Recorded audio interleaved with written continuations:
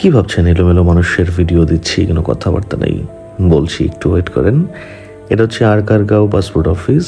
এখানে যারা বসে আছে বা লাইন ধরে দাঁড়িয়ে আছে সবাই কিন্তু পাসপোর্ট রিসিভ করবার জন্য আসছে, নট অনলি পাসপোর্ট করতে। তারা পাসপোর্ট করার জন্য আগেই দিয়েছিল, আজকে জাস্ট রিসিভ করবে। কিন্তু এখানে আসার পরে যেটা দেখলাম, খুবই হতাশ আসলে আমি। ব্যাপারটা হচ্ছে যে এখানে সিরিয়াল ধরে টোকেন নিতে হচ্ছে। টোকেন নেওয়ার জন্য কিন্তু আমরা অনেকক্ষণ দাঁড়িয়েছিলাম, প্রায় 1.5 ঘন্টা দাঁড়িয়েছিলাম টোকেনটার জন্য। তো টোকেনটা নেওয়ার পর দেখলাম যে ভেতরে আরও অনেক মানুষ বসে আছে এবং তারা প্রচণ্ড বিরক্ত। তো আমরা ভেতরে গিয়ে বসার পরে ডাকছে, কিন্তু 8টা কাউন্টার থাকা সত্ত্বেও মাত্র 2টা কাউন্টার ওপেন রয়েছে। বাকিরা কোথায় কে জানে।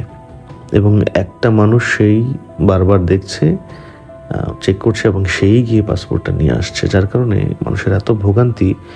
এত মানুষ বসেছে, এটা বাস পাসপোর্টটা ভেতর থেকে আনা নেওয়ার জন্য তো একটা লোক থাকতেই পারে, তাই না? মানে খুব অবাক লাগছিল যে মানুষগুলোর কোনো সময়ের কোনো মূল্যই নেই।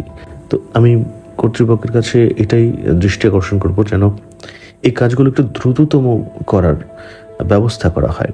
মানুষের এই ভোগান্তিগুলো যেন একটু লাঘব হয়। আশা করছি যে মেট্রো রেলের মতো অনেকটাই লাঘব হবে যদি এরকম উদ্যোগ কর্তৃপক্ষ গ্রহণ করে এবং মানুষকে দ্রুততম সেবা নিশ্চিত করার জন্য সচেষ্ট হয়। ভালো থাকবেন, সুস্থ থাকবেন।